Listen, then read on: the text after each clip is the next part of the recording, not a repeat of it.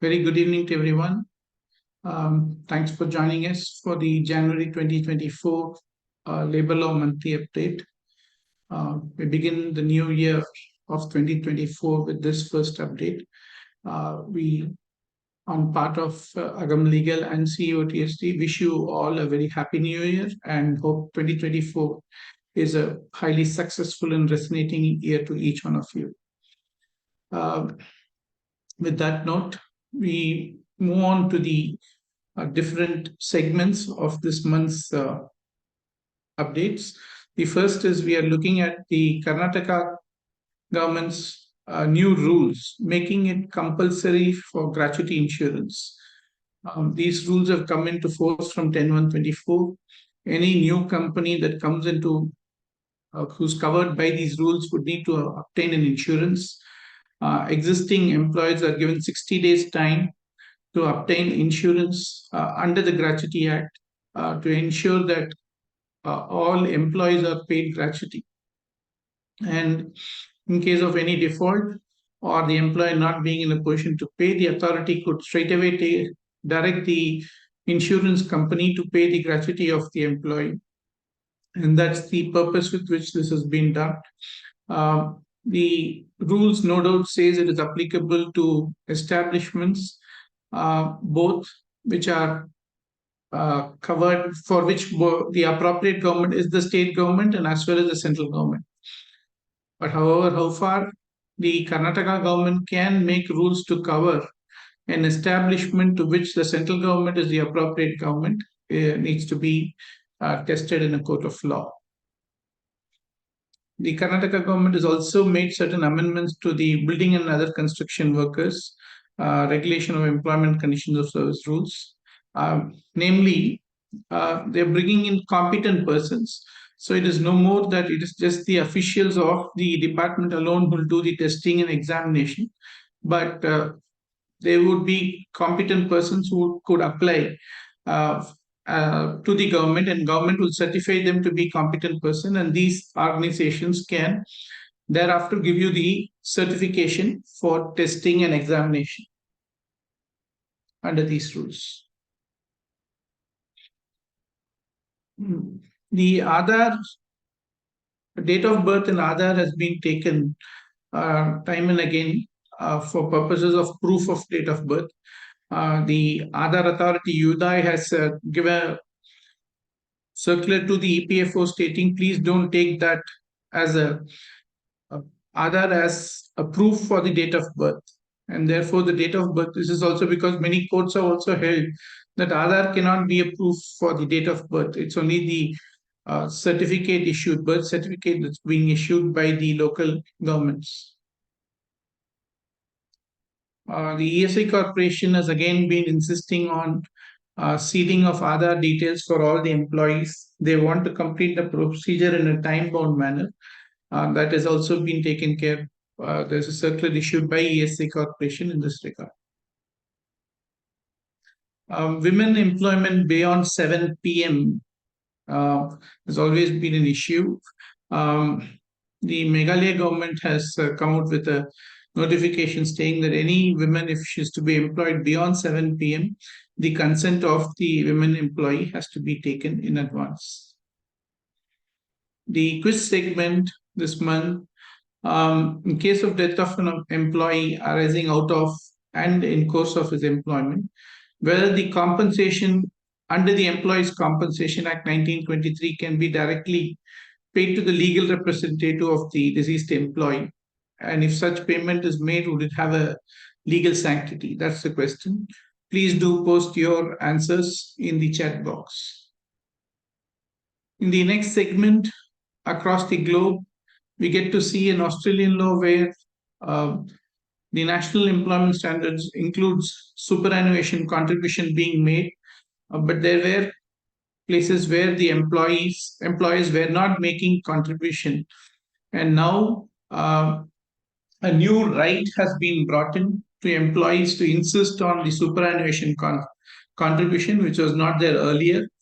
Also brings about penalties, a very stiff penalty of up to $82,500 that has been brought about. So this gives a new flavor. Like it's more like our provident fund, but till now it wasn't something that the employees could insist upon. But now they would be able to do it under this new amendment.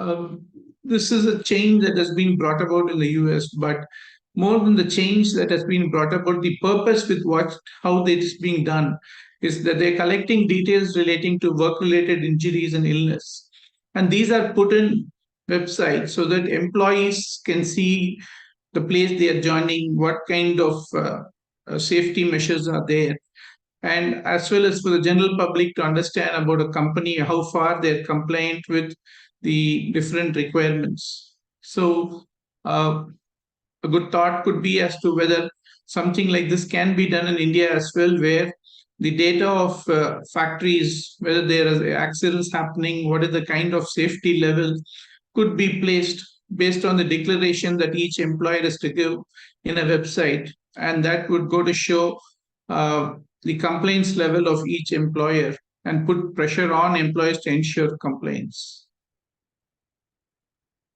In the Did You Know segment, we found an interesting note that a company is insisting that its employees have to take 20 days of leave every year. It is mandatory for the employees to take 20 days of leave. It's a very unique leave policy we felt that should share with you. A case of Madras High Court's division bench judgment on this case. It's a case of an abusive language and disruptive behavior. The misconduct was held to be proved. The Labour Court, however, directed reinstatement with 50% back wages. The single judge set aside the award of the Labour Court and said in such cases, reinstatement is not possible. But the Madras High Court, the division bench, interfered and felt the termination was on the higher side. But a very interesting observation by the division bench is that while reinstating, the employee concerned, given his misconduct, need not be put back to the same workplace. In fact, they have observed that the employee could be put off in a far off place, but within Tamil Nadu, if the employer has establishments in other locations.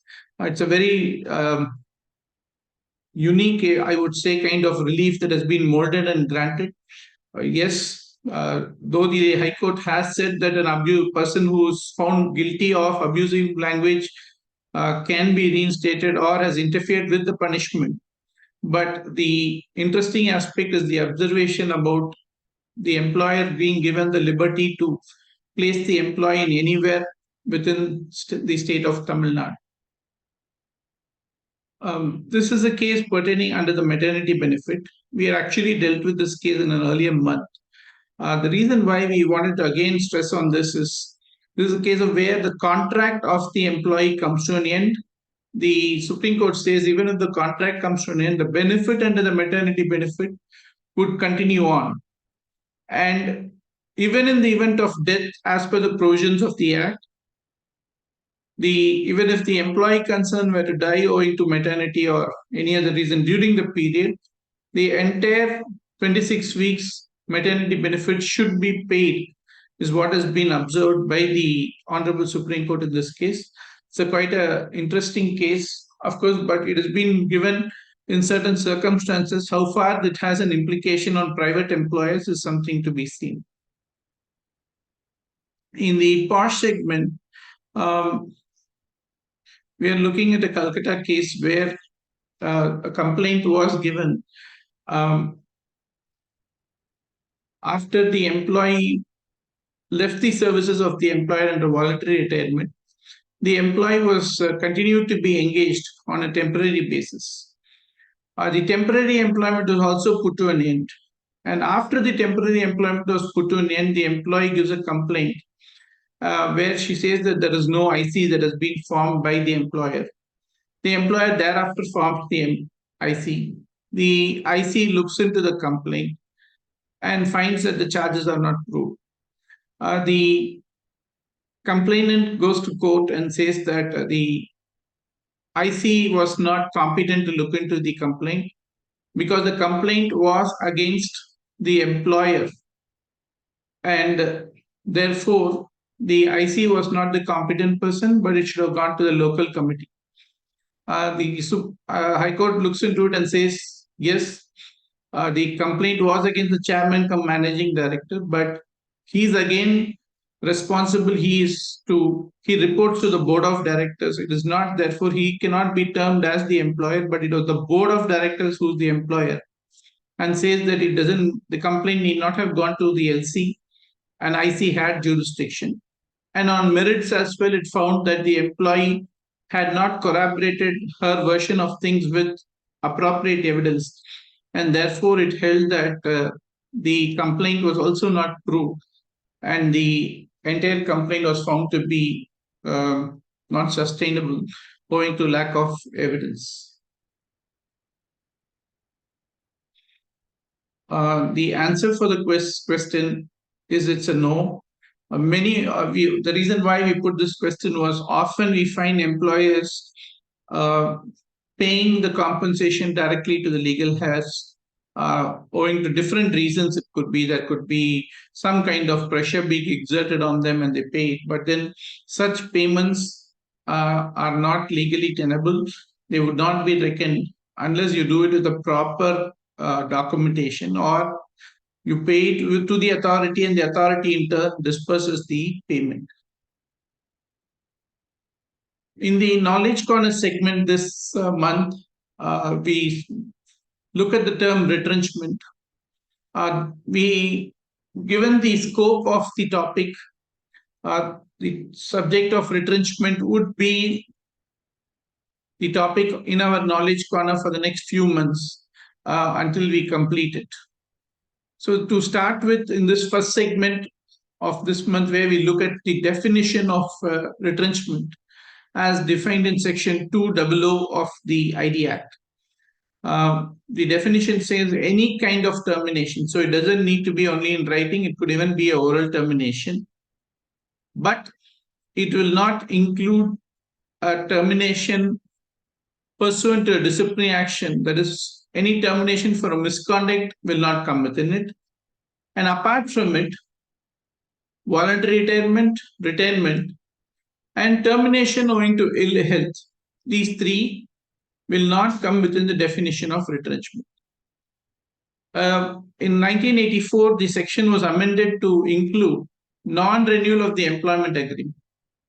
So it is in this manner in which, if you have a fixed term contract, you have probationers, you have trainees, these non-renewal of employment agreement will also not come within the definition of retrenchment. We also have 25F, definition of what is the mandate for complaints with retrenchment, and the 25F deals with it. We will deal with section 25F in the months to come. Today, we would not be venturing into 25F. So what can be deemed as retrenchment?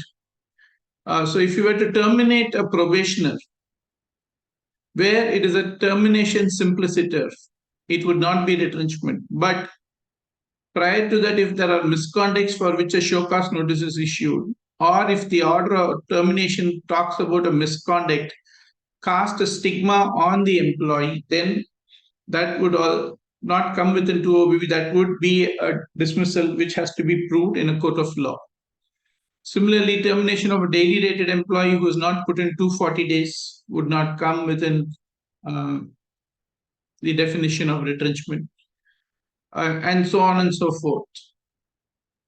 This is a case where a trainee was engaged for a period of 3 years. A standing order is provided for engagement of trainee, and the court came to the conclusion that the cessation of traineeship will not amount to retrenchment. It was a contract for training for a fixed period, and at the end of the training period, the training contract was put to an end, and therefore 25F will not get attracted. This is a case which went against the employer. The question is, if the name was struck off the attendance register because the employee doesn't come for a substantial period, will that also amount to a retrenchment? The courts have held, yes, as I said when I started on the topic, doesn't need to be in writing. It could be oral, it could be by conduct. So, by conduct, if you're going to remove the name of a person who has worked for more than 240 days from your muster roll or attendance register, that would also amount to a termination, and inconsequentially, as it is not for a misconduct, it will be a retrenchment. This is the law laid down by the Supreme Court in the case of Delhi cloth mills. This is a case of a non-teaching staff in a university where initially was employed on a daily wages and thereafter regularization. And the question was once again before the Supreme Court as to whether it would amount to 25F violation. The Supreme Court, which is a recent, the reason why we have put this judgment is because it's a recent judgment. The Supreme Court held, yes, it will amount to 25F. But however, awarded compensation of instead of reinstatement. The last of our segment is the complaints segment. We would, as usual, be sharing this PowerPoint with all of our attendees. It gives you the list of things to be complied with in the month of February. Thank you for joining us this month. We are looking forward to you joining us on 24th February, again at 4 p.m. Thank you very much.